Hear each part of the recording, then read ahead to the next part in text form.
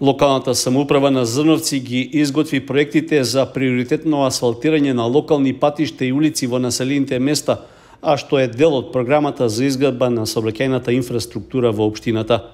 Предвидено е во текот на наредниот период да се асфалтира улицата Никола Карев со спојот на улицата Филе Ристов во Зрновци. Потоа локалниот патен правец Зрновци-Мородвис, односно така наречениот Стар Штипски пат. Во приоритетите е влезен и локалниот пат Видовиште Оризни-Гумна, како и локалниот патен правец од село Мородвис до Гробишта. Предлогот за приоритетните улици се најде на разгледување и пред Советот на општина Зрновци, од каде беше побарана согласност за да може да почне практичната реализација на овие проекти. Образложение за потребата од определување приоритети даде градоначалникот Борчо Коцев, кој истакна дека станува збор за стандардна процедура за да можат да се исполнат критериумите што ги бара Министерството за транспорт и врски.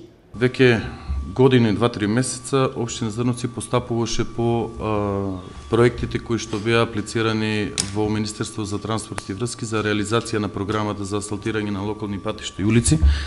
Во целост се завршени сите ревидирања и постапување по препораки од страна на консултантите од Светска банка и од Министерството за транспорт и врски. Во текот на крајот на месец март имаше екипа со која што извршивме последни проверки на терен. Се работи за споменатите улици и некаде околу средства во висина од околу 25 милиони денари. Значи, тоа е заем од Светска банка и секој од општините линарно беше распоредено, мислам дека по околу 500.000 евра.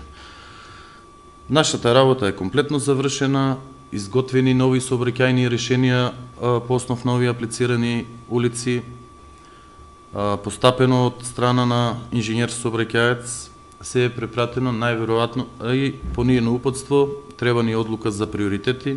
Членовите на Советот на општина Зрновци дадоа едногласна поддршка на предложените приоритетни улици за асфалтирање.